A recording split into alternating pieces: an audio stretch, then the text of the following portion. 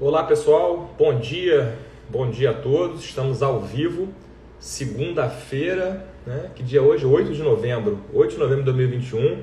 São 7h45 da manhã, agora 7h46. O pessoal está começando a entrar. Sejam muito bem-vindos aí, bem-vindas.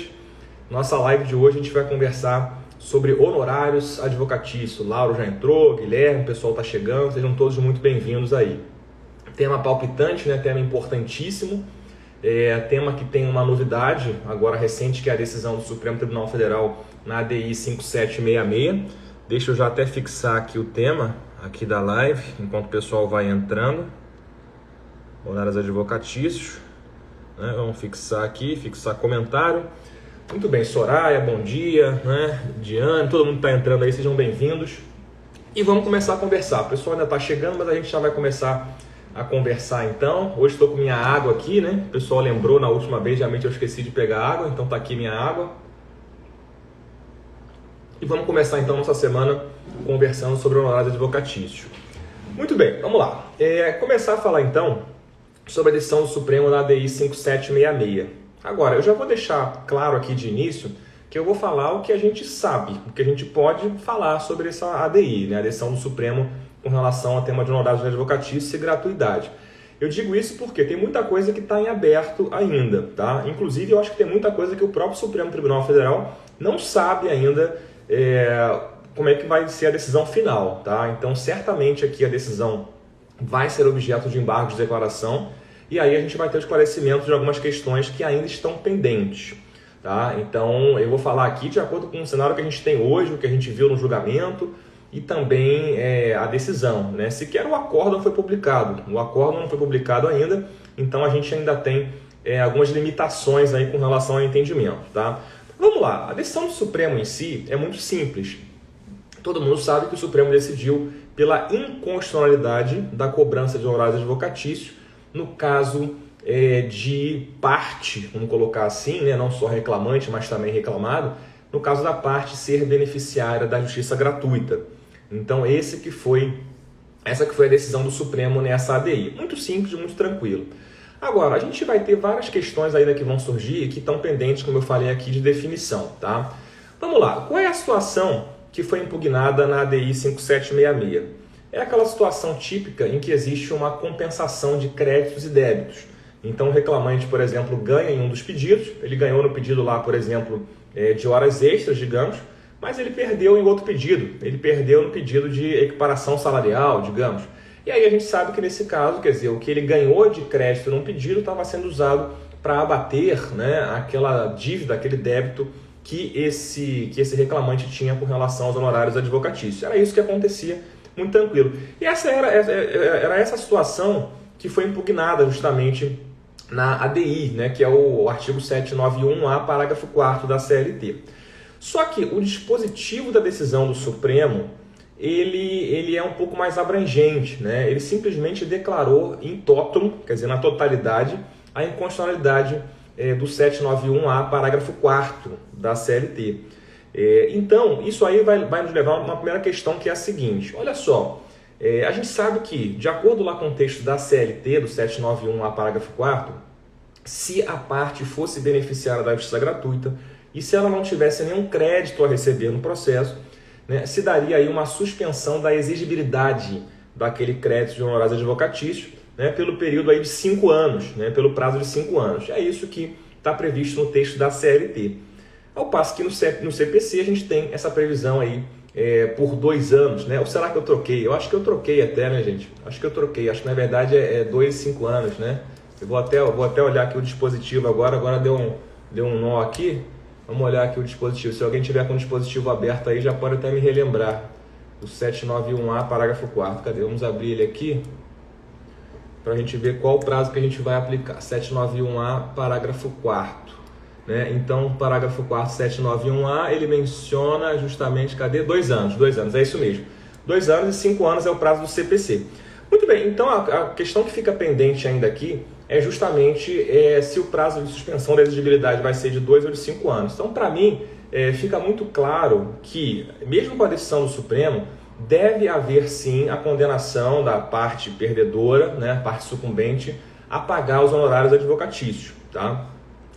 Então isso vai continuar mesmo com a decisão do Supremo, né? E aí a dúvida que fica é, a suspensão da exigibilidade dos honorários vai ser por 2 ou por 5 anos?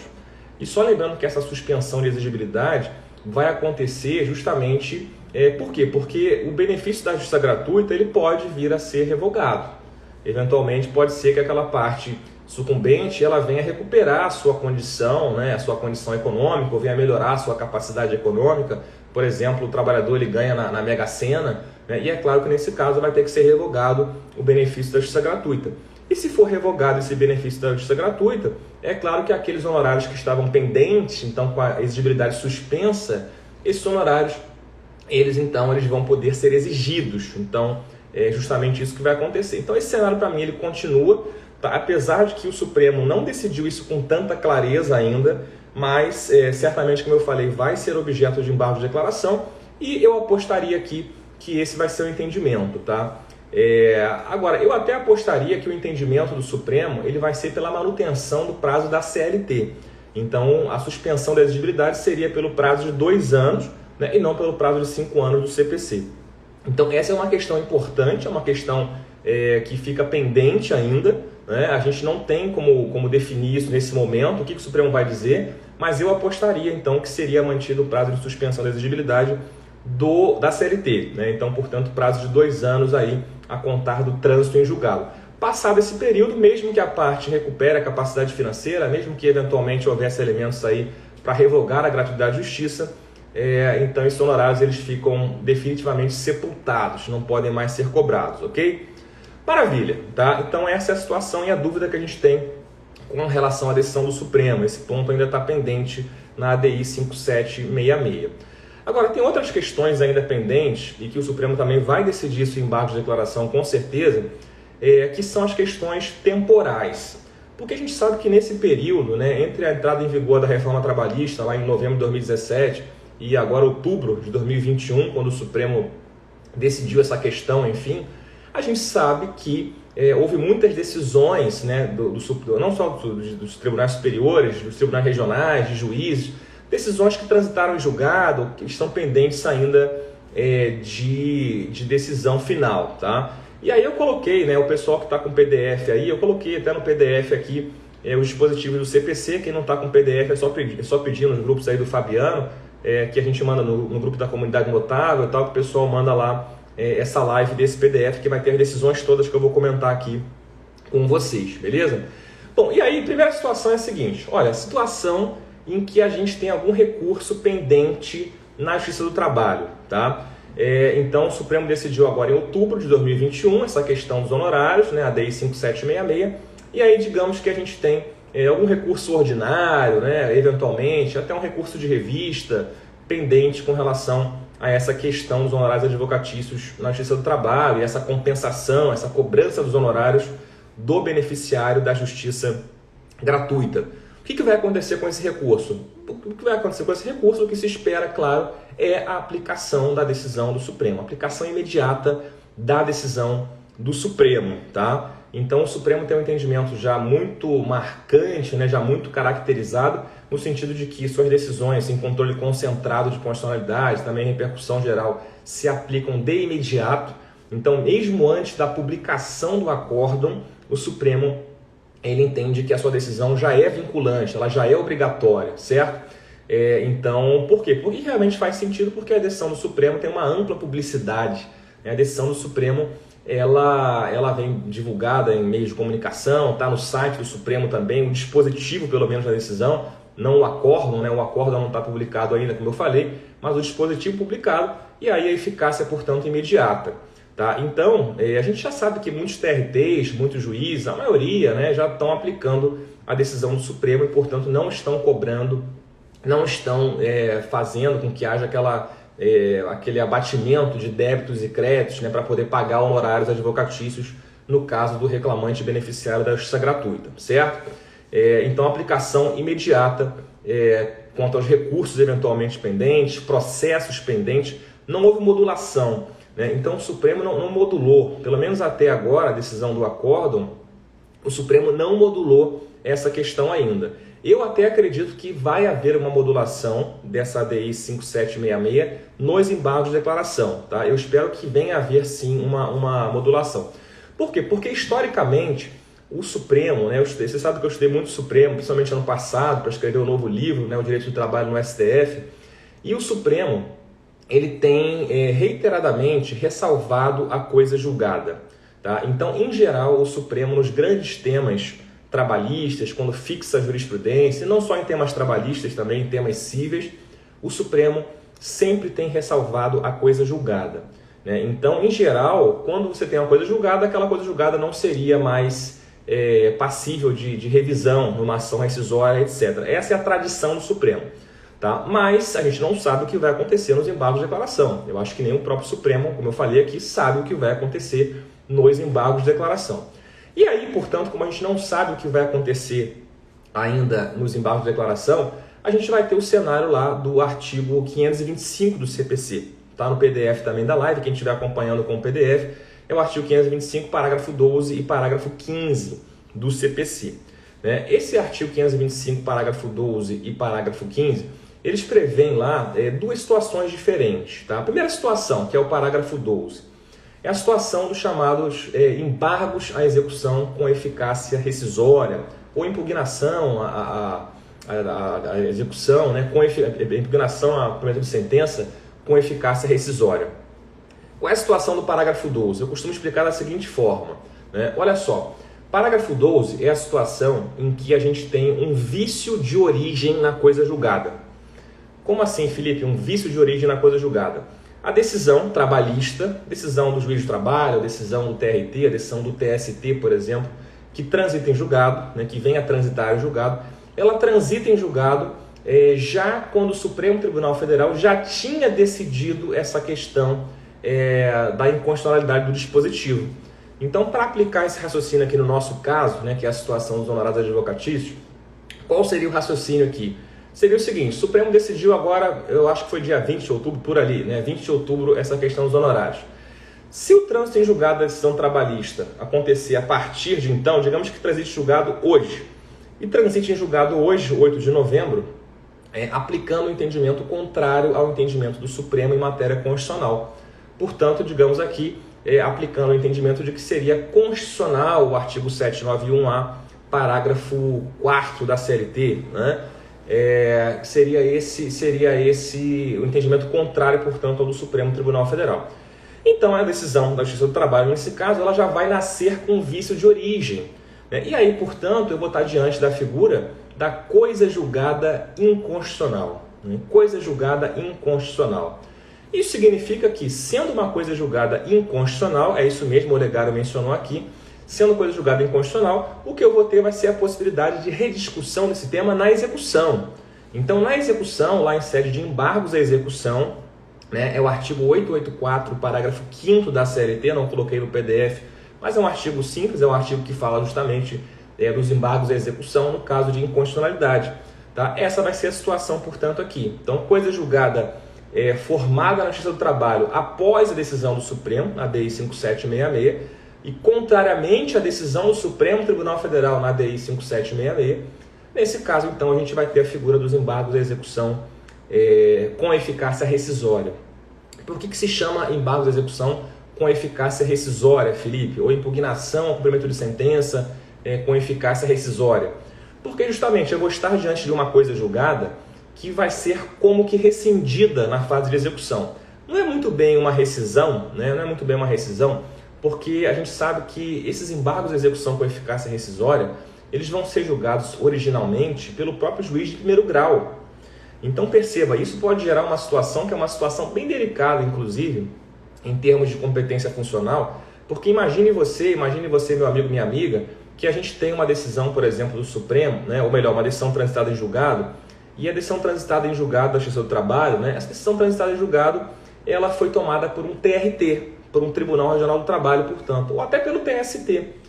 E aí, imagina você que na execução trabalhista, um juiz de primeiro grau, ele vai dizer que a decisão do TRT, a decisão do TST, portanto, uma decisão superior, é uma coisa julgada inconstitucional. Percebe?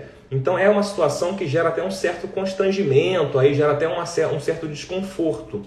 mas é uma situação que está prevista em lei, tá? É justamente o 884, parágrafo 5º da CLT e o artigo 525, parágrafo 12 do CPC, tá? Agora, por que eu falei que não vai ser propriamente uma rescisão? Porque esse é um tema que é discutido em doutrina, é um tema que a gente não tem digamos assim, uma colocação muito clara no CPC com relação a isso também. Mas o que se diz é que não vai haver uma rescisão daquela coisa julgada, justamente porque um juiz inferior ele não poderia rescindir, desconstituir uma coisa julgada de um tribunal superior, como nesse caso do exemplo que eu dei aqui. O que vai acontecer, na verdade, vai ser um reconhecimento da inexigibilidade daquele título executivo. É como se fosse um afastamento, é como se fosse um reconhecimento da impossibilidade de executar aquele título executivo, justamente porque o título executivo é fundado no entendimento que o Supremo Tribunal Federal, numa lei que o Supremo Tribunal Federal já havia declarado inconstitucional, tá?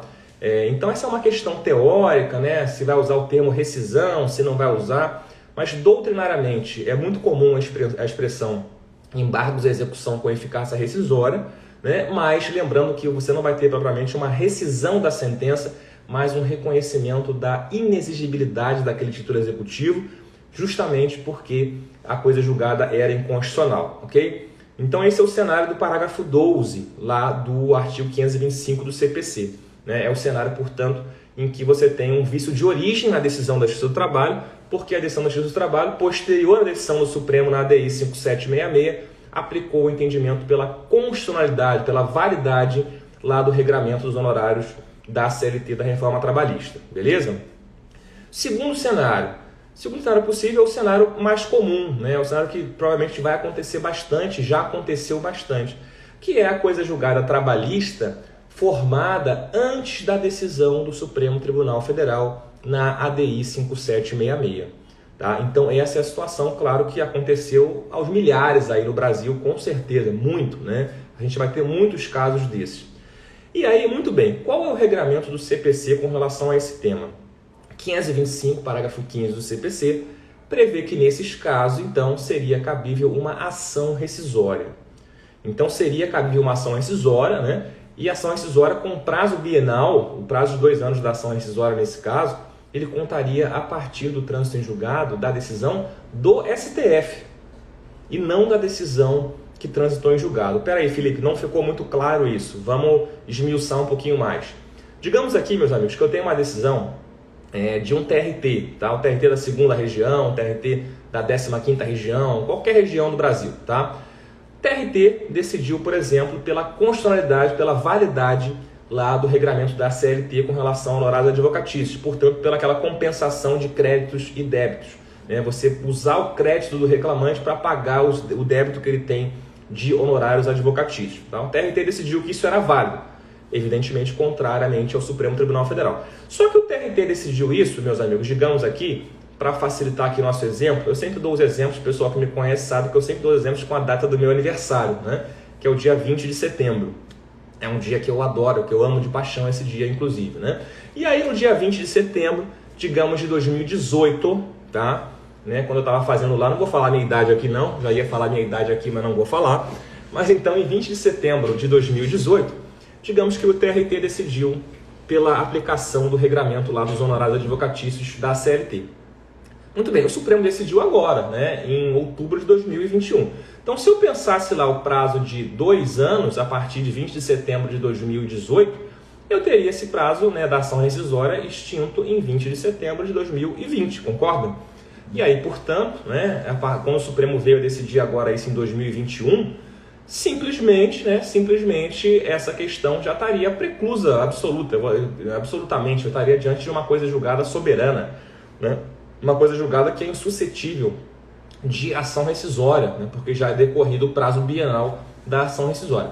Muito bem, mas o regramento do 525, parágrafo 15 do CPC, ele fala que o prazo da ação rescisória, nesse caso, ele vai começar a contar da decisão do Supremo Tribunal Federal.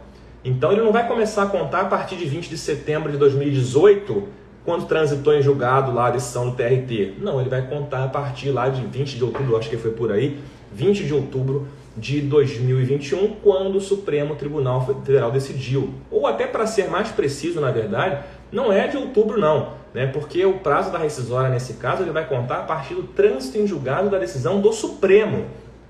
Então, perceba que a decisão da ADI 5766, ela ainda está pendente, como eu falei aqui, ainda está no prazo de embargos, né? Provavelmente já foram opostos embargos de declaração, não sei, não estou acompanhando o processo lá no Supremo, mas a gente vai ter a decisão, digamos, dos embargos de declaração daqui a 6 meses no Supremo Tribunal Federal com relação a essa questão. E aí, depois que tiver a decisão dos embargos e aí não tiver nenhum recurso mais, aí que vai transitar em julgado. Então, digamos que transite em julgado isso lá no dia, um exemplo aqui, no dia 10 de julho de 2022, portanto, ano que vem, transitou em julgado lá no Supremo ADI 5766. Pelo texto do CPC, a partir dali é que a gente teria o prazo de 2 anos da rescisória contra a decisão do TRT que transitou em julgado lá em 2018, ou que transitou em julgado lá em 2017, ou qualquer data, portanto, antes da decisão do Supremo. Beleza? Então, esse que é o cenário que a gente tem aqui. E aí o Olegário mencionou aí, chuva de ação rescisória. É justamente isso, né? A gente teria uma perspectiva aí de chuva de ação rescisória, ou seja, porque a gente tem, como eu falei aqui, milhares e milhares de decisões, né, que transitaram em julgado antes da ADI 5766 e aplicando o entendimento pela constitucionalidade. Então, certamente você teria uma grande quantidade de ações rescisórias. E é por isso também, minha gente, que eu aposto, que o Supremo Tribunal Federal ele vai fazer essa modulação, que é uma modulação tradicional, como eu falei aqui. Tradicionalmente, o Supremo ele já vem decidindo assim, né? Quando ele decide as grandes questões, que tem muita decisão, que tem muita coisa julgada, o Supremo ele já faz essa ressalva da coisa julgada. Ele fala, olha, a coisa julgada não vai ser modificada, né? A coisa julgada vai ser obedecida. Então, eu particularmente, eu apostaria nisso, tá? Apostaria nessa modulação. Por enquanto, como eu falei aqui, esse é um ponto crítico, esse é um ponto crucial e esse é um ponto, então, portanto, ainda pendente de definição. Vamos ter que aguardar aqui cenas dos próximos capítulos. E aí o Walter perguntou, né? Mas pelo exemplo dado, também já estaria preclusa a cobrança? Sim, nesse caso, quer dizer, aí eu não estaria preclusa a cobrança em si. Né? Por quê? Porque nesse caso eu teria que ver só o prazo da prescrição intercorrente. Né? Por quê? Porque eu vou ter o abatimento de crédito e débito. Então, digamos que o reclamante ele ganhou 10 mil de horas extras e teria que pagar 2 de honorários advocatícios. Né? Então, você faz aquela compensação, aquele abatimento de débito e crédito e a execução seria aí de 8. O reclamante receberia 8. Então, em princípio, quer dizer, esse valor, se já foi executado, se já foi pago ao advogado da reclamada, né? O que importa aqui, Walter, é mais a gente ver a questão da coisa julgada. O que vai definir, né? O que vai estar definido no título executivo. Então, se o título definiu, olha, aqui nesse caso vai ser feita essa compensação de créditos e débitos, se o título definiu isso e transitou em julgado, né? Então isso teria que ser observado a princípio. Né? E aí somente por ação rescisória que poderia ser revista essa situação. Você não poderia ser revisto na execução incidentalmente. Tá? Então, transitou em julgado, vou repetir aqui para ficar mais claro. Transitou em julgado na Justiça do Trabalho antes da decisão do Supremo na ADI 5766. Tá? Transitou em julgado, esse comando da coisa julgada ele vai ser observado na execução. Tá? Então, pouco importa se já recebeu, se não recebeu, o que vai acontecer ali, eu vou ter que seguir a coisa julgada. E para eu poder afastar a coisa julgada, somente por ação rescisória. Né? Esse que seria o cenário aqui, somente por ação rescisória. Né? E aí foi o que eu falei, eu espero que o Supremo Tribunal Federal ele vete, digamos assim, ele iniba essas rescisórias, porque ele deve fazer essa modulação lá nos embargos. Mas, e aqui até abrindo aqui o coração, né, aqui a gente sabe que o Supremo surpreendeu. Né? Pelo menos eu fiquei muito surpreso com a decisão do Supremo na ADI 5766. Eu dava como certo, aí, historicamente, o que vem acontecendo nos últimos anos no Supremo em matéria trabalhista, eu dava como certo que o Supremo ia validar, que o Supremo ia declarar que era constitucional essa cobrança de honorário advocatício do beneficiário da justiça gratuita. Eu achava que isso era certo. Me surpreendi, então eu posso me surpreender também lá nos embargos de declaração. Né? Pode ser que eventualmente o Supremo ele venha a não fazer essa modulação e aí, portanto, vai caber a tal da chuva de ação rescisória. Né? Pode ser que isso aconteça sim. Tá? Deixa eu ver aqui. Paulo mencionou. Exemplo 1, fase de conhecimento transitada. findou 879, começou a execução. Cabe a discussão no 884 por meio de impugnação ou seria caso de ação rescisória? Bom, é isso. Se a coisa julgada, né, na fase de conhecimento determinou a cobrança de honorários advocatícios do beneficiário da gratuidade, esse comando da coisa julgada, Paulo, ele vai ser seguido. Tá? E aí para afastar só por ação rescisória. Não poderia ser discutido na impugnação, não poderia ser discutido em embargos de execução. Né? Porque, vou repetir, coisa julgada ela é praticamente sagrada no processo, entre aspas. Ela vai ter que ser observada, ela vai ter que ser seguida. Né? O único caso, então, em que você vai poder discutir a coisa julgada na execução é a coisa julgada inconstitucional. Né? Que é uma situação muito específica, que é a situação em que a coisa julgada inconstitucional ela nasce já com vício de origem, como eu falei, quer dizer, após a decisão da ADI 5766 é que vai transitar em julgado contrariamente à decisão do Supremo. É só nesse caso, fora isso, só por ação rescisória, ok? Muito bem. O Olegário perguntou, aguardar a modulação para qualquer medida pela opção da rescisória. Sim, eu penso que sim, Olegário, penso que sim, até porque o prazo da ação rescisória, como eu falei aqui, ele vai contar a partir do trânsito em julgado lá no Supremo. Tá? Então, se o advogado esperar 6 meses, 1 ano, 2 anos que sejam, o advogado não vai estar perdendo o prazo da rescisória eventualmente cabível no futuro. Tá? Então, certamente, o prudente é que o advogado espere, porque a gente sabe que a ação rescisória ela vai ter custos, ela vai ter eventualmente a questão de depósito prévio. É claro que se for beneficiário da gratuidade, ele não vai fazer o depósito prévio na ação rescisória. Mas você movimenta a máquina judiciária, você, enfim, tem custo, o próprio advogado vai ter custos, gera expectativa no cliente também, né? Então, certamente acredito aí que seja interessante o advogado esperar, né? O advogado esperar essa questão do trânsito em julgado lá no Supremo, beleza? Gente, então tá clara essa situação aqui? Alguém tem alguma questão mais com relação a esse ponto? Se tiverem, podem fazer aí. A Jane perguntou a questão da inexigibilidade, também da ação rescisória. Eu respondi aqui já, no começo, acho que você não devia estar ainda na live, tá? Depois ela vai ficar gravada, vai ficar salva. É só voltar lá que tá a explicação completa aí das duas situações. Muito bem, vamos avançar. Vamos avançar então, beber minha água aqui. E vamos avançar. Tem uma pergunta interessante aqui. Quem é que deve constar, do Soares Melo? Quem deve constar no polo passivo no caso da rescisória? A parte que perdeu o processo e sucumbiu e o advogado que recebeu os honorários de sucumbência? Pergunta muito interessante. Porque o beneficiário dos honorários, né, quem vai receber é o advogado da reclamada. O advogado da reclamada, ele é interessado. Agora, também se eu pensar, né, é claro que é o seguinte, quem é que vai mover essa ação rescisória? Vai ser o reclamante do processo originário. Porque foi ele que pagou, né? Foi ele que pagou os honorários nesse caso. Então, a meu ver aqui, o ideal seria a ação rescisória um litisconsórcio passivo, tá? Em face da reclamada, que tem do processo originário, né? Que tem interesse jurídico na causa, e também do advogado, que é a pessoa que recebeu aqueles honorários, né?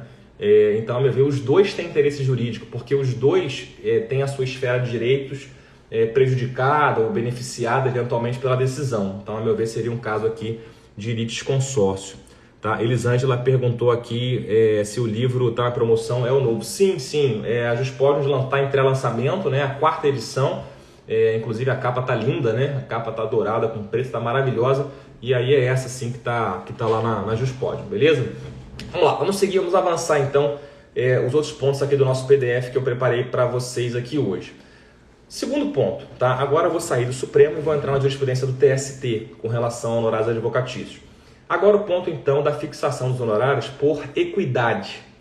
Esse é um ponto importante. Por quê? Esse é um ponto que, se a gente for olhar o regramento, né, o regramento legal da CLT e também do CPC, né, eu coloquei aqui no nosso PDF, é o parágrafo 8º do artigo 85 do CPC.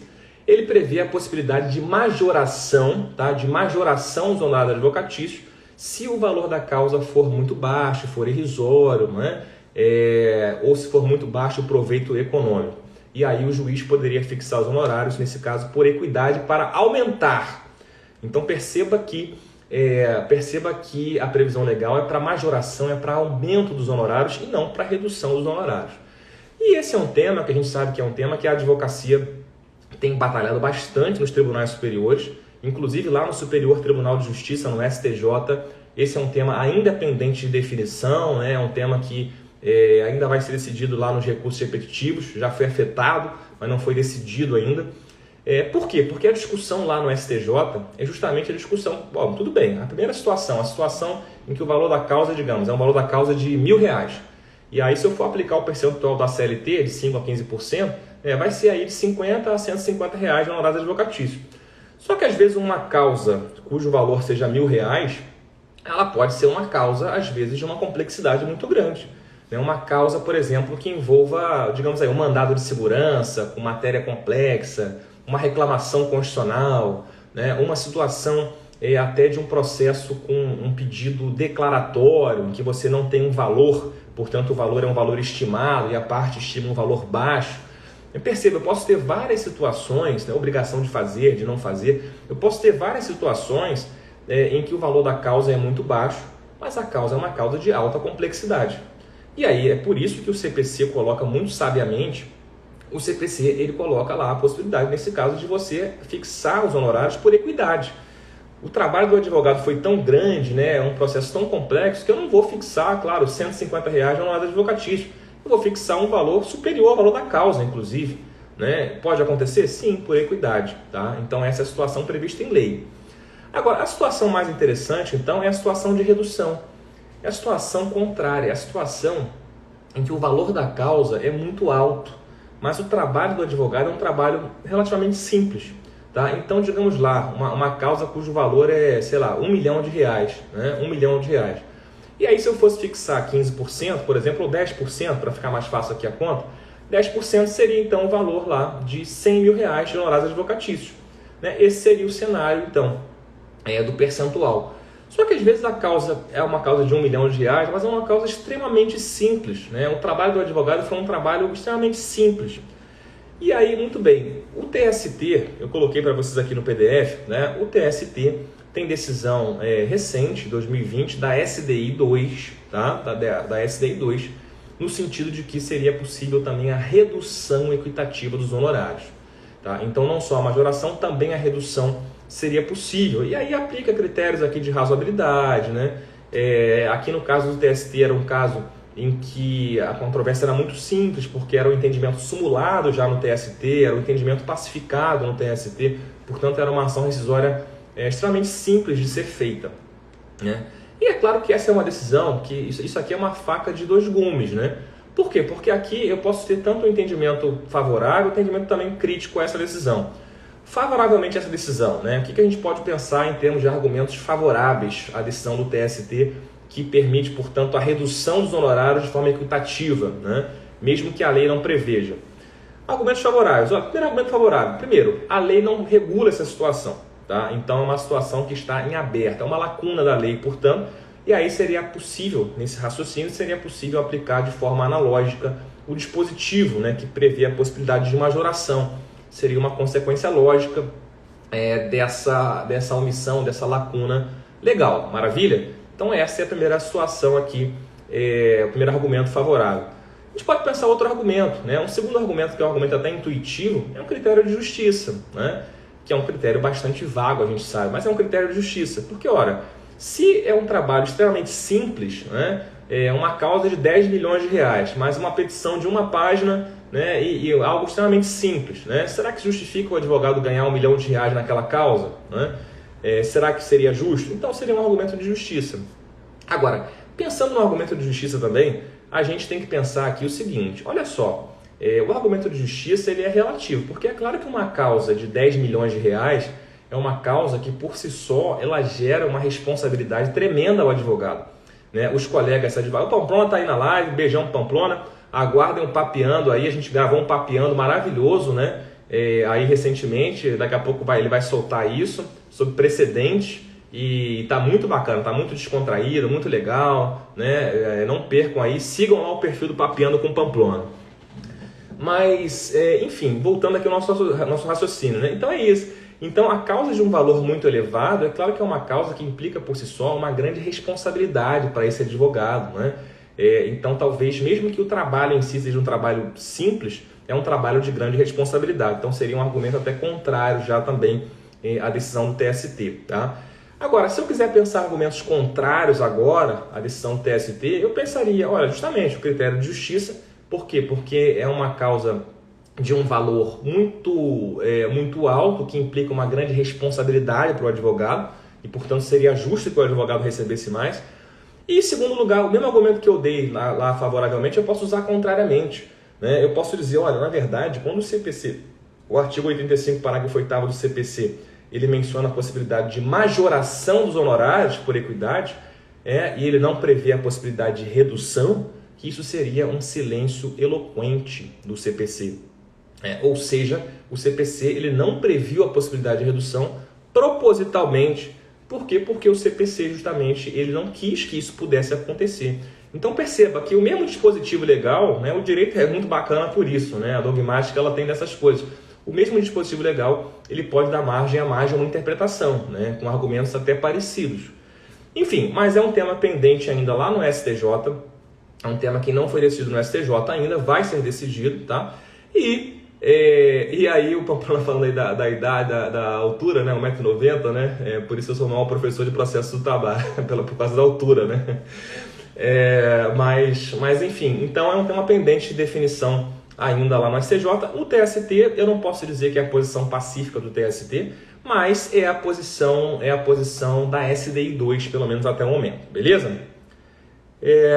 O Walter perguntou aqui, por que os magistrados sempre estipulam 5, 10 ou 15 e não estipulam, por exemplo, 6, 7, 12, etc? Bom, realmente, né? A gente sempre estipula percentuais exatos. Eu acho que é uma questão matemática, né, de facilitação do cálculo, uma questão meio que de arredondar, né? Eu acho que é meio natural fazer assim, mas realmente, em tese, poderia ser 6, 7, 12, etc, né? 12,5, né? Nada impede que seja fixado assim também. Beleza, então fechado esse ponto aqui, vamos seguir em frente para o nosso próximo ponto. Vai ficar gravado assim a live, tá? Vamos falar agora, então, terceiro ponto aqui do nosso PDF, que é o ponto litisconsórcio, tá? Litisconsórcio ativo e litisconsórcio passivo. Tá aqui no nosso slide, artigo 87, lá do CPC. Qual é o regramento do CPC com relação aos honorários no litisconsórcio? O CPC ele fala o seguinte, olha, o juiz, né, o tribunal, quando fixar os honorários então no litisconsórcio, ele deve fixar a responsabilidade de cada litigante, de cada litisconsorte, de forma expressa. É o parágrafo 1º lá do 87 do CPC. Então deve ser de forma expressa, né, fixar, olha, o reclamado 1, ele vai ter que pagar tanto de honorários, o reclamado 2 tanto de honorários, e assim vai, tá? Esse que seria o cenário aí ideal, né, que fosse fixado então de cada litisconsorte na sentença, na coisa julgada, isso, beleza. Agora, também tem o parágrafo 2º, né, que fala, olha, se a sentença for omissa, né, se a sentença não atribuir a responsabilidade de cada litisconsorte pelos honorários, então a gente vai ter uma responsabilidade solidária. Então os litisconsortes vão ser solidariamente responsáveis pelos honorários advocatícios devidos ao advogado da parte contrária, tá? Esse é o regramento legal. Muito bem, vamos aplicar então esse raciocínio agora às situações de litisconsórcio ativo e passivo, tá? Muito bem, litisconsórcio ativo. Litisconsórcio ativo vai ser muito mais simples. Porque o litisconsórcio ativo, eu vou ter lá, por exemplo, dois reclamantes, tá? João e José. Tem o João e José, e aí é claro que nesse caso vai ser fixado um percentual sobre o valor da condenação. Tá? Então o advogado do João e do José, o advogado dos dois litisconsortes ativos, ele vai receber o percentual lá, digamos, de 10%, ou então, para honrar aqui a pergunta do colega, né, digamos, um percentual de 8,5% de honorários, que vai ser fixado com relação aos pedidos que foram julgados procedentes, por exemplo. Então perceba que a situação do litisconsórcio ativo é uma situação muito simples, né? Uma situação que basta você aplicar o percentual, pronto, acabou, está resolvida ali aquela situação, você não tem nenhuma discussão mais, ali não tem essa complexidade. A situação fica complexa, claro, né, quando a gente tem a figura do litisconsórcio passivo. Por quê? Porque nesse caso aqui a gente pode começar a ter alguns problemas aqui, tá? Vamos pensar a situação mais comum, a situação então da responsabilidade subsidiária. Situação, por exemplo, aqui da terceirização, situação do sócio, né, em que você tem já um responsável subsidiário na fase de conhecimento, já condenado na fase de conhecimento. Bom, qual o cenário que eu, Felipe, né, e eu acho que é um pensamento majoritário entre os juízes, a gente não tem decisão do TST específica com relação a esse ponto. Até pesquisei, não localizei. Se alguém achar alguma, pode me mandar, por favor. Tá? Mas não, em princípio não tem decisão do TST com relação a esse ponto específico. Mas eu vejo muitos TRTs e vejo muitos juízes de primeiro grau também no seguinte sentido. Olha só, eu vou condenar então a primeira reclamada, que é a devedora principal, a pagar as parcelas da condenação, inclusive os honorários advocatícios, porque os honorários, a gente sabe, eles são um crédito acessório, um acessório do crédito principal. Eu vou ter a condenação principal e eu vou ter um acessório que vai se agregar, que é justamente o crédito de honorários. Então, perceba, a súmula 331 do TST, por mais que ela não fale de honorários advocatícios, ela fala, olha, o responsável subsidiário na terceirização, ele vai responder por todas as parcelas deferidas. E para mim, claramente, todas as parcelas deferidas abrangem também os honorários advocatícios. Tá? Então, se eu tenho uma condenação da primeira reclamada a pagar, por exemplo, aqui R$10.000 e mais 10% de honorários advocatícios, R$1.000, portanto, totalizando 11.000, a segunda reclamada vai ser responsável subsidiária não só pelos 10.000, que é o crédito principal, mas também pelo crédito acessório de R$1.000. Tá? Então, esse que é o cenário aqui, me parece o mais simples e parece o cenário mais, digamos assim, mais adequado até, tá? Que é você fixar a responsabilidade subsidiária para todos os créditos. Né? Olha só, aí essa situação é a situação tranquila. Agora, qual é a situação complexa, ainda mais complexa, que eu coloquei alguns julgados aqui de TRTs no nosso PDF para quem estiver acompanhando, tá? Primeira situação, coloquei um julgado do TRT1, julgado bem recente aqui agora de setembro de 2021, tá? Decisão de turma. E qual era a situação concreta aqui? Era a situação em que houve o julgamento de improcedência em relação ao pedido principal e também o julgamento de improcedência lá com relação à responsabilidade subsidiária, tá? E aí o juiz fixou, no caso concreto lá, o juiz tinha fixado honorários advocatícios, digamos, de 10% para o advogado das reclamadas. O juiz tinha fixado esse percentual que o reclamante deveria pagar para cada um dos reclamados. Então, se fossem 2 reclamados, ele pagaria não 10% de honorário sobre o pedido, ele pagaria 10% para o primeiro reclamado e 10% para o segundo reclamado. Se tivesse um terceiro reclamado, mais 10% para o terceiro reclamado e assim vai. Bom, e aí, evidentemente, a gente não precisa nem fazer um esforço muito grande para perceber que essa é uma decisão que é uma decisão incorreta. E o TRT reformou, reformou muito corretamente, a meu ver. Por quê? Porque, olha só, a lei prevê os honorários de 5% a 15% sobre o valor da condenação ou sobre o valor da causa, de acordo com a situação. Se for julgamento de improcedência, é sobre o valor da causa. Então, não faz sentido que eu cobre do reclamante, por exemplo, digamos lá 30%, 40%, 50%, porque são 5 reclamadas. Eu estaria aí burlando o dispositivo legal que fixa esse limite. Então, portanto, a gente vai ter que se restringir a esse percentual máximo da CLT, entre 5% e 15% de honorários, nesse caso. E aí, esses honorários eles vão ser repartidos, vão ser divididos entre os litisconsortes lá, passivos nesse caso, que foram vencedores na reclamação trabalhista, tá? Aí você pode pensar, Felipe, essa situação hoje ela fica até um pouco menos importante, porque hoje a gente sabe que o Supremo decidiu que é inconstitucional a cobrança de honorários do beneficiário da justiça gratuita, e isso, então, de certa forma, mesmo que o juiz cobre lá 50%, ele cobre 10% para cada reclamado, no final das contas ele vai ficar suspenso e não tem tanto problema. Ok, realmente do ponto de vista prático, se o reclamante for beneficiário da gratuidade, realmente você realmente não tem tanta importância prática. Mas é importante sim, gente, é importante sim, e num caso desse é importante que o advogado recorra. Por quê? Porque pode ser que o cliente recupere a capacidade econômica, pode ser que o cliente, como eu falei aqui, ele ganhou na Mega Sena. E aí imagina, ele vai ter que pagar honorários lá de 50% porque são 5 reclamados, isso aí é contrário à lei. Então, é importante sim que haja recurso com relação a esse ponto, se for o caso. Tá? Então, o limite lá de 5% a 15% é um limite global e não um limite para cada reclamado que vai ganhar aquele percentual de honorários. Tá? Essa é uma situação interessante aí. Outra situação, tá? Eu coloquei um julgado aqui do TRT3. TRT3 que menciona o seguinte, improcedência do pedido de responsabilização subsidiária, mais a condenação, a condenação da primeira reclamada. Qual é a situação aqui do julgado do TRT3 que está no nosso PDF? é o seguinte: foi julgado procedente o pedido em face da primeira reclamada, que é a empregadora, mas foi julgado improcedente o pedido em face da segunda. Improcedente, portanto, o pedido de responsabilidade subsidiária, né? Bom, o TRT3 aqui nesse caso, ele fixou o seguinte entendimento, ele fixou o entendimento de que seria cobrado, então seria exigível do reclamante um percentual, digamos, de 5% a 15%, vou chutar aqui 10%, por exemplo, sobre o valor total dos pedidos. Então perceba, o reclamante ganharia 10% de honorários em cima dos pedidos que foram julgados procedentes em face da primeira reclamada, mas o reclamante teria que pagar 10% sobre todos os pedidos também, porque foi julgado improcedente em face da segunda reclamada. E o advogado da segunda reclamada faria jus, portanto, a receber esses honorários aí, 10% sobre o valor total da causa.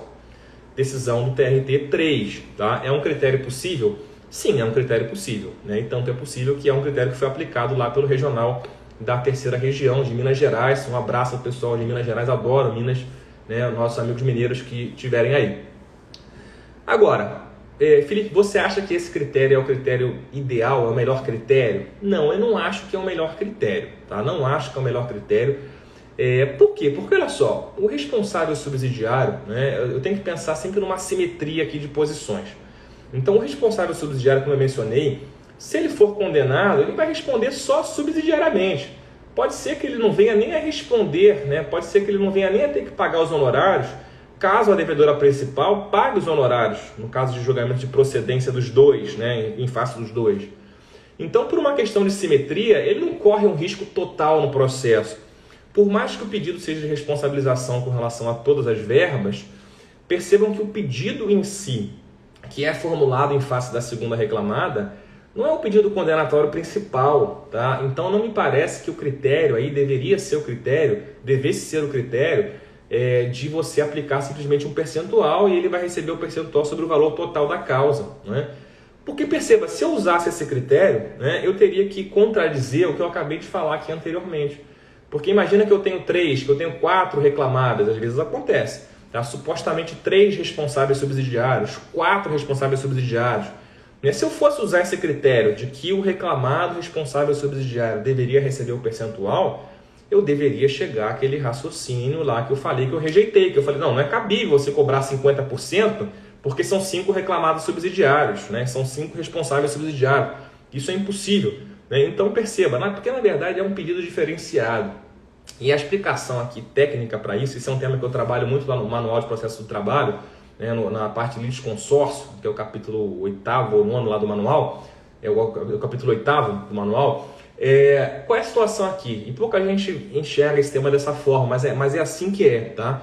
Esse litisconsórcio, no caso de responsabilidade subsidiária, no caso de terceirização, é um litisconsórcio que é unitário na exata medida em que é reconhecida a responsabilidade subsidiária. Então perceba o seguinte, é claro que esse litisconsórcio entre tomadora de serviço e terceirizada, né? Então responsável principal, responsável subsidiária, primeira e segunda reclamada, esse litisconsórcio é um litisconsórcio facultativo, né? Evidentemente é facultativo, porque o reclamante ele pode optar em colocar a primeira reclamada, ele pode optar em colocar ou não colocar a segunda reclamada no polo passivo. Portanto, nitidamente é um litisconsórcio facultativo, né? Mas ele é um litisconsórcio facultativo que ele vai se tornar um litisconsórcio unitário, na exata medida em que se reconheça a responsabilidade.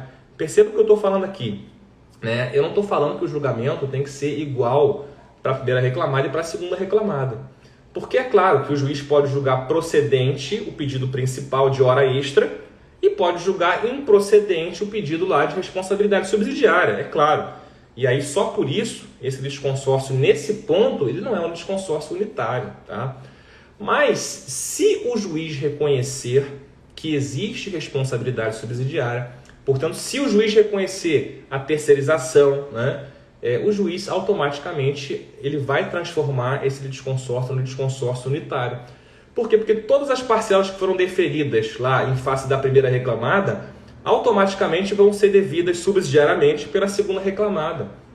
Então eu volto a dizer, esse litisconsórcio é um litisconsórcio unitário na exata medida em que reconhecida a responsabilidade subsidiária. Então essa é uma situação bem diferenciada, é uma situação bem peculiar e bem típica do processo do trabalho, tá? Aqui não vai dar tempo da gente destrinchar melhor isso, tá? Eu posso fazer uma live futura sobre isso também, para quem se interessar, né? E também quem tiver o meu manual pode olhar o capítulo 8, que vai ter a explicação detalhada lá. Mas é uma situação bem diferenciada e, portanto, não me parece que seja a solução ideal, a solução de fixar um percentual como o TRT3 fez aqui, tá? Me parece ideal aqui a fixação por equidade. Então, o juiz fixaria um valor, de acordo com o valor da causa, claro, fixaria um valor que seria devido, então, de honorários advocatícios para o advogado da segunda reclamada. Maravilha? É uma situação complexa aqui para explicar em pouco tempo, né? A gente tem a limitação do tempo da live, eu tentei explicar aqui, colocar os argumentos, mas é um tema que a gente pode voltar eventualmente no futuro. Deixa eu seguir em frente então, né? E aí, outra situação aqui, né? Outra situação, julgado TRT 23, coloquei para a gente ver aqui, de 2019. Ele colocou, olha, tendo a autora nomeado no polo passivo 2 réus, ainda que o segundo por responsabilidade subsidiária, responde proporcionalmente pelos honorários em relação a ambos, de modo que a verba honorária a ela imposta deve ser dividida entre os réus. Então aqui o TRT 23, aplicando o critério que eu considerei correto, né? Foi julgado improcedente o pedido em face das duas reclamadas, você vai fixar um percentual de 10% sobre o valor da causa e esse valor, né, de 10% sobre o valor da causa vai ser dividido entre as duas reclamadas. E perceba que o TRT não colocou aqui, o TRT 23, lá do Mato Grosso, né, meu querido Mato Grosso, o TRT 23 não colocou que deveria ser repartido em partes iguais. Ele não falou, olha, metade então para a primeira reclamada e metade para a segunda. Ele falou isso? Não. Ele falou que teria que ser repartido. Por quê? Porque eventualmente a primeira reclamada ela vai fazer jus a receber um valor maior, talvez 7% ou 8%, e a segunda reclamada vai receber 2% ou 3% do valor da causa. Né? Por quê? Porque talvez o trabalho do advogado da primeira reclamada tenha sido muito maior, né? A responsabilidade muito maior, porque era a devedora principal. Então perceba, não necessariamente vai ter que ser em partes iguais por litisconsórcio, né? E por isso que é interessante aqui a gente trabalhar com essa ideia da equidade, tá? E aí o outro julgado do TRT1 coloquei também no mesmo sentido que eu já tinha falado, né? Que deveria haver a fixação do percentual uma vez só, 5, 10, 15%, por exemplo, e aí você repartir. Você não pode onerar e cobrar 50% do reclamante porque são 5 réus, são 5 reclamados. Não poderia fazer isso. Maravilha, gente? Então, fechamos esse ponto aqui dos honorários no litisconsórcio. Vamos seguir em frente, então. Outra situação, que é uma situação da prática também, é uma situação que talvez ela também perca a condição do Supremo, né, na ADI 5766, ela perca um pouco da sua grande relevância, porque a parte vai ser beneficiada da gratuidade e ela vai, enfim, vai ficar suspensa a exigibilidade dos honorários, né? Então perde um pouquinho daquele impacto tão grande que existia, mas como eu falei aqui, é importante sim, porque o cliente pode recuperar a capacidade econômica, né? Porque isso pode ter consequências também no futuro. Então, qual é a situação aqui? Situação de, eu coloquei junto, né, para a gente trabalhar junto, arquivamento da ação e desistência da ação. Bom, os dois casos de arquivamento e desistência são situações de extinção do processo sem resolução de mérito, né? Bom, extinção do processo sem resolução de mérito, a gente tem que trabalhar aqui com o princípio da causalidade. Quem é que deu causa àquele processo, né? Porque os honorários advocatícios e as despesas processuais em geral são regidas aí por dois princípios, né? Princípio da sucumbência e princípio da causalidade. O princípio da sucumbência é o mais comum, é o que a gente vai aplicar quase sempre. Então, o princípio da sucumbência, quem perder, né, quem for sucumbente, vai pagar as despesas processuais.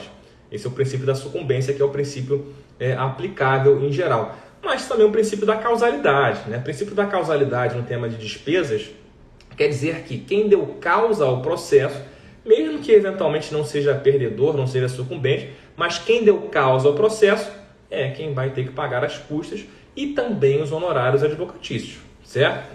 E aqui eu vou trabalhar com essa ideia, né? Porque a extinção sem resolução de mérito, ela, claro, não é um julgamento de improcedência, né? Tanto é que não vai fazer coisa julgada material. Tanto é que se o reclamante tiver a ação arquivada ou extinta sem resolução de mérito, por qualquer motivo, inclusive pela desistência, o reclamante, a gente sabe que ele pode ajuizar uma segunda ação, né, sem nenhum problema, né? Portanto, eu não tenho ali uma sucumbência no sentido material, mas eu tenho uma sucumbência processual até. Eu poderia dizer que existe uma sucumbência processual, né? Mas é difícil pensar em sucumbência quando a gente pensa na questão envolvendo desistência da ação e também arquivamento, né? Porque perceba, sucumbência, o nome já indica, sucumbência, sucumbiu, né? O cara perdeu, né? Ele perdeu no processo. Houve um julgamento ali, houve uma perda daquela ação pelo reclamante, pelo autor. E é claro que na figura da desistência e também do arquivamento, você não tem a sucumbência em si, né? Por quê? Porque ele desistiu, ele não perdeu, ele desistiu da ação. Ele não perdeu, ele faltou a ação, ele faltou a audiência inicial. Então, é por isso que a gente vai encontrar decisões, inclusive no TST. Eu coloquei uma decisão aqui da 8ª turma, relator o ministro João Batista Brito Pereira, né? Está em vermelhinho aqui no nosso PDF. A decisão, então, dizendo que, olha, nesse caso aqui, a gente vai ter simplesmente que não vai incidir o regramento de honorários da CLT, né? Porque eu não estaria diante de uma sucumbência, não houve uma perda pelo reclamante, né? Então, é uma interpretação mais restritiva. E é uma interpretação que até faz sentido, né? Como eu falei aqui, ela tem fundamento, ela tem sua razão de ser. Agora, eu particularmente, eu penso que a razão nesse caso aqui, ela está eu coloquei decisões aqui da 4ª e da 5ª turma do TST, né, que falam, olha, em qualquer situação de extinção sem resolução de mérito, né, e aí inclusive o arquivamento e a desistência, nessas situações, inclusive, vão ser devidos sim, a sentença ela vai ter que conter os honorários advocatícios sucumbenciais, sim, devidos pelo reclamante, pelo autor, né? Eu acho que está certo, eu acho que processualmente o raciocínio é esse. Por quê? Porque eu tenho que trabalhar aqui não com o princípio então da sucumbência, eu tenho que trabalhar com o princípio da causalidade. Então, se houve realmente uma extinção sem resolução de mérito, pela desistência, por exemplo, ou pelo arquivamento, né? Quem deu causa àquela ação e quem deu causa também àquela extinção do processo, nesse caso foi o autor do processo. E aí é claro que o autor do processo, tendo dado causa, ele deveria sim pagar os honorários advocatícios, né? Esse raciocínio aqui é um raciocínio, a meu ver, mais técnico de acordo com o direito processual. Agora, é claro que a preocupação da 8ª turma do TST é uma preocupação que eu também tinha e eu também tenho, né? Porque perceba, no caso de arquivamento, eu vou cobrar honorários do reclamante ainda, no caso de desistência, eu vou cobrar honorários do reclamante ainda, né? Então é claro que isso pode gerar uma situação, e gerava certamente uma situação aí de um obstáculo muito grande ao acesso à justiça, tá? Então, totalmente compreensível essa argumentação aqui da 8ª turma do TST. Mas como eu falei aqui, né, a gente passa para um cenário agora, após a ADI 5766, em que esses honorários eles vão estar fixados na decisão, mas não vão ser exigidos. Eles vão estar ali pendentes, né, e o reclamante vai ser beneficiado da justiça gratuita, e isso não vai ser cobrado, não vai ser exigido, né? Vai estar ali pendente ali na folha de papel. Se esse cara ganhar na Mega Sena amanhã depois, né? Ganhou na Mega Sena, ficou rico, não, ele tem condição de pagar também, né? É diferente, aí é diferente.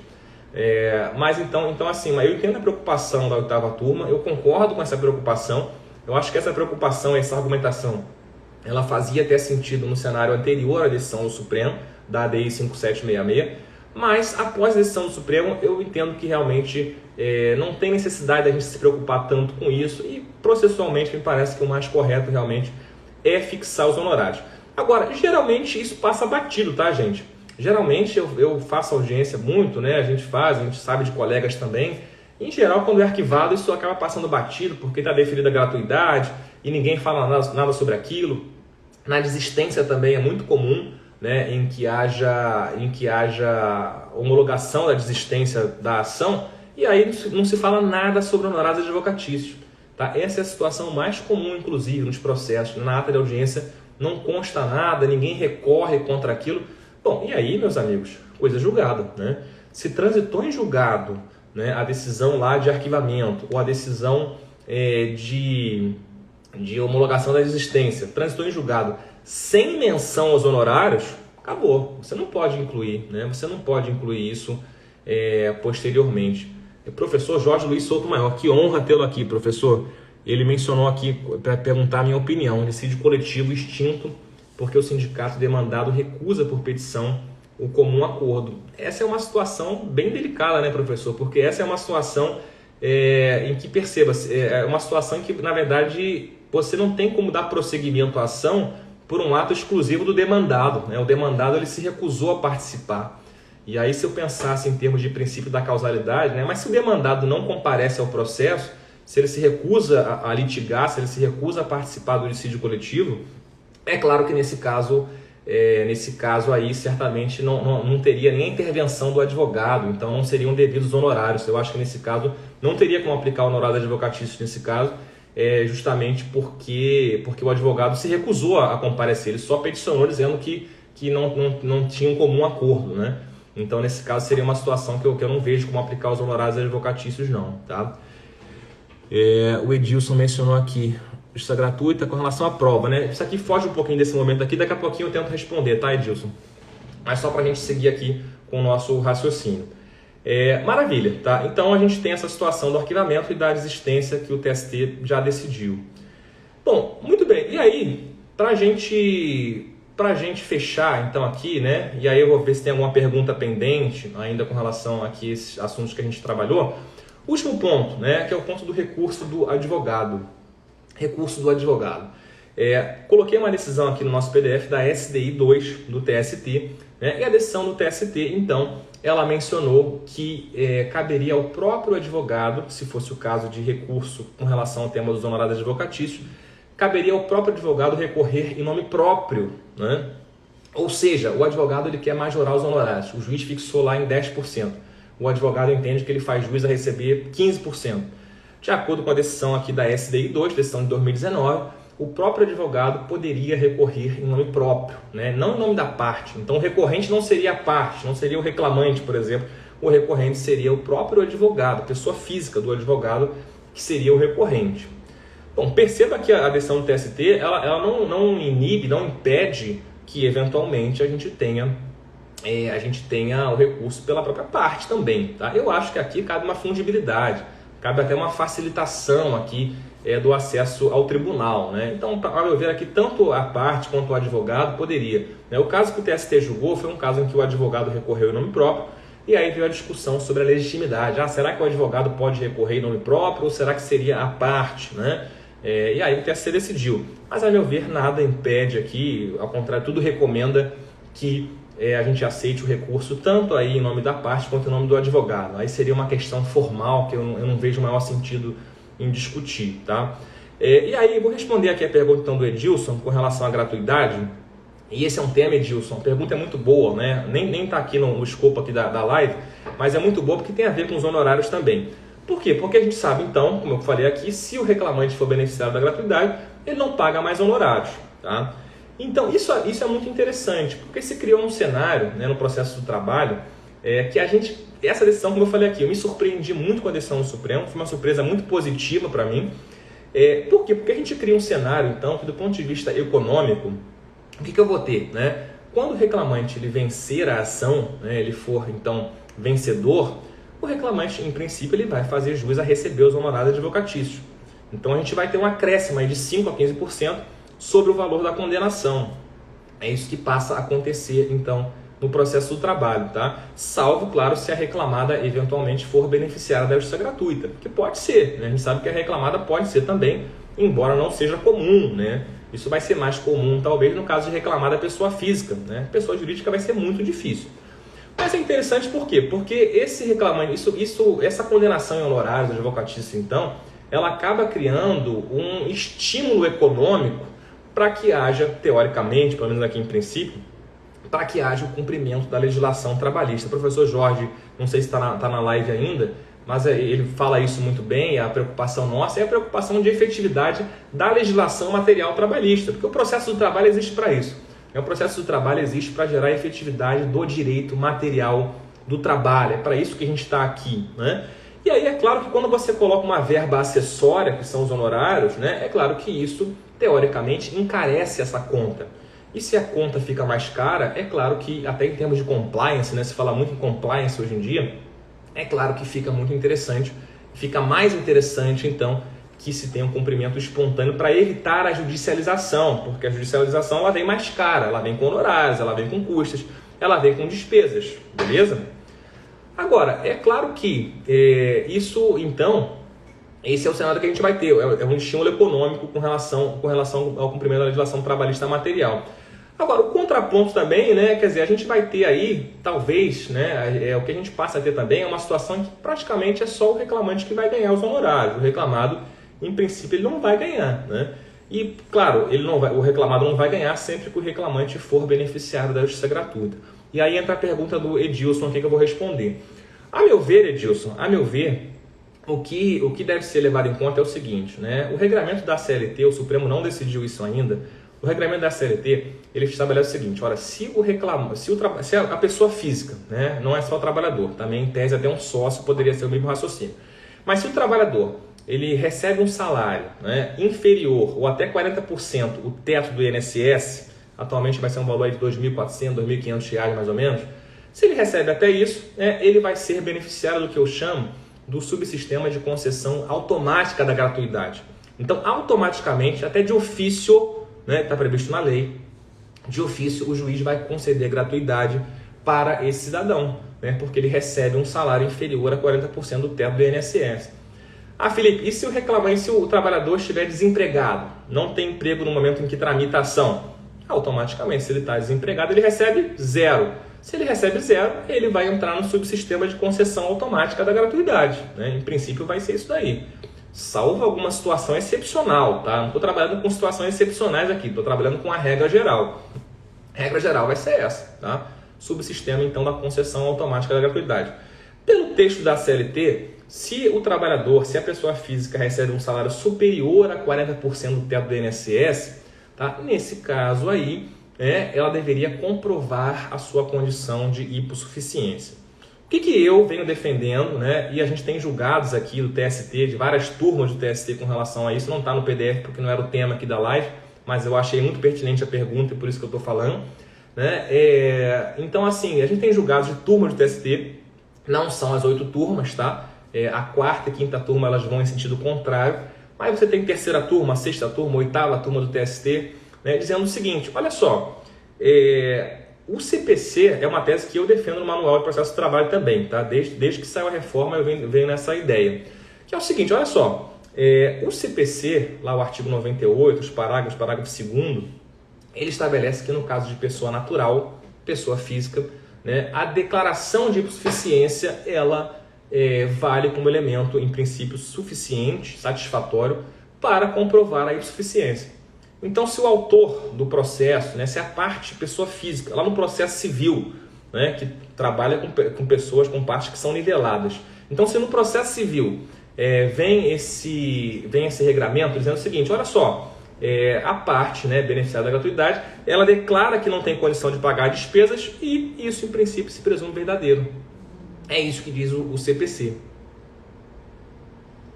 Declaração de hipossuficiência da pessoa física se presume verdadeira, até que haja prova em contrário. Beleza, é a súmula 463 do TST, o que o Rodrigo lembrou exatamente.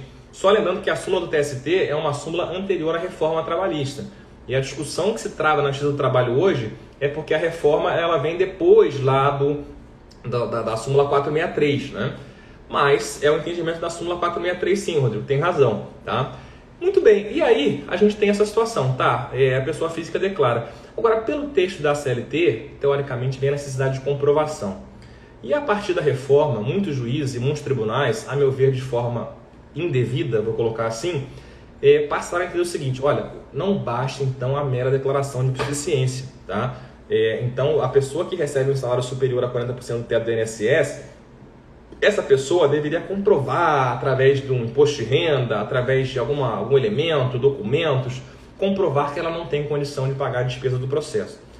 E aí eu respondo essa colocação com a seguinte pergunta. Meu amigo, no Brasil, né, uma pessoa que mora em São Paulo, que mora no Rio de Janeiro, em Minas Gerais, qualquer lugar do Brasil, estou falando aqui que são as grandes capitais, né, em que o preço da gasolina a gente sabe quanto está, nem sei quanto está mais, mas a última vez que eu enchi o tanque estava 7 e pouco, né? Enfim, inflação, né? A pessoa que no Brasil ganha R$ 2.600 por mês, né? Ela tem que pagar aluguel, ela tem que pagar as suas coisas, tem filho. Essa pessoa tem condição de pagar a despesa do processo? Será que é razoável que eu exija que essa pessoa comprove de uma forma difícil, né? Ela vai ter que juntar elementos e documentos para poder ter gratuidade de justiça? E para mim a resposta aqui é inequívoca. A resposta aqui é um sonoro não, né? Não é razoável que você exija uma dificultação, porque isso gera na prática uma dificultação do acesso à justiça, né? Gera gasolina quase R$8, o Rodrigo lembrou, cada vez está aumentando mais, né? Isso não é por acaso. Mas enfim, então esse que é o contexto aqui, né? Esse que é o contexto aqui. Muito bem. Então, o que a gente tem que pensar aqui é o seguinte, a gente tem que pensar, cada situação é uma situação. É claro que, Felipe, o reclamante ganha lá um salário, contrato de trabalho ativo, ele ganha um salário de R$30 mil. Então é claro que nesse caso eu vou ser mais rigoroso. Nesse caso eu não só posso, como devo ser rigoroso e aí sim exigir comprovações. Não é que a pessoa não possa ser beneficiária não, tá pessoal? Eu já julguei uma situação aqui recentemente agora, de um banco público, não vou falar qual, mas de um banco público em que era um gerente do banco público que tinha um salário, contrato de trabalho ativo, e tinha um salário lá líquido de, sei lá, R$15 mil, né? Um salário bem superior à média. Então nesse caso é claro que eu não deferiria a gratuidade nesse caso pela mera declaração de hipossuficiência, né? Nesse caso é interessante que haja algum elemento, haja algum documento. E essa pessoa juntou, esse reclamante juntou lá comprovação de que ele tem um filho especial, né? E uma série de gastos mensais com remédios, com médicos, né? Um valor muito grande. É claro que nesse caso o benefício da gratuidade tem que ser deferido sim, né? Porque nesse caso existem elementos ali que provam que a pessoa não tem condição de pagar a despesa do processo, né? Então, assim, eu acho que é o bom senso, eu acho que é a situação de cada caso, né? A gente não pode ter um raciocínio único aqui. O que eu quero dizer é o seguinte para vocês, então, com relação à gratuidade. A declaração de hipossuficiência, né, a meu ver aqui, mesmo que de próprio punho, ela é mais um elemento de prova. Ela pode ser tida assim como um elemento de prova. Então, pode ser que, de acordo com a situação concreta, o salário é de R$3 mil. A pessoa declarou, por exemplo, que não tem condição de pagar a despesa do processo. Eu não vou dificultar o acesso à justiça desse cidadão. Eu não vou exigir uma série de documentos para que ele comprove isso. Não faria sentido. Na minha concepção, eu exigir isso. Então, eu vou aceitar a mera declaração como elemento de prova válido, sim. Agora, num outro caso, em que o reclamante tem um salário lá de R$20 mil, de R$30 mil, é claro que nesse caso eu não vou aceitar como meio de prova único a declaração de hipossuficiência. Eu vou exigir outros elementos de prova. Então é isso, o juiz está aqui para isso.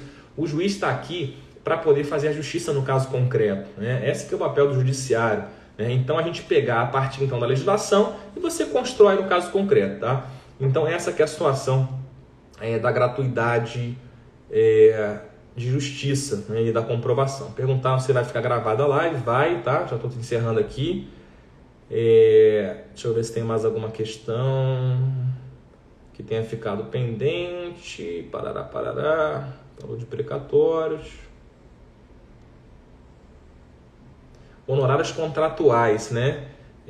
Danise mencionou aqui, né? Honorários contratuais. Bom, honorários contratuais são contratuais, né? Não tem como destacar, né? No caso de precatório, né? Esse nem é o nosso tema aqui em si, mas não teria como destacar, porque, na verdade, o que vai ser destacado, né? Que vão ser precatórios diferentes, ou então precatório para o cliente, RPV para o advogado, é no caso que envolve os honorários sucumbenciais, né? Esses aí você vai ter, são credores diferentes, e aí você pode ter o desmembramento. Agora, honorários contratuais é uma relação contratual, o nome já diz, do cliente com o advogado, tá? E isso não pode ser oponível, portanto, à fazenda pública. Isso não pode ser oponível ao Estado, tá? Então, você não pode destacar os honorários contratuais, não, tá? Você vai destacar os honorários sucumbenciais apenas. Deixa eu ver se tem mais alguma coisa aqui que tenha ficado pendente de pergunta. Eu acredito que não. Se tiver alguma pergunta pendente, gente, já sabe, podem mandar para mim, podem mandar aí no meu direct, né? Aqui no Instagram, eu vou ter um prazer de responder vocês como sempre. Gente, maravilha, tá? Fico por aqui, lembrando que essa live tem o PDF, tá? Então quem não tem o PDF, só pedir nos grupos aí do Fabiano aí, que ele vai mandar para vocês. Prazer, semana que vem eu volto também, segunda-feira, mesmo bate-horário, mesmo bate-local, segunda-feira que vem, dia 15, 7h45 da manhã, para falar sobre mais algum tema relevante aí para vocês, beleza? Vou fechar por aqui então. Um grande abraço a todos, beijos e até a próxima.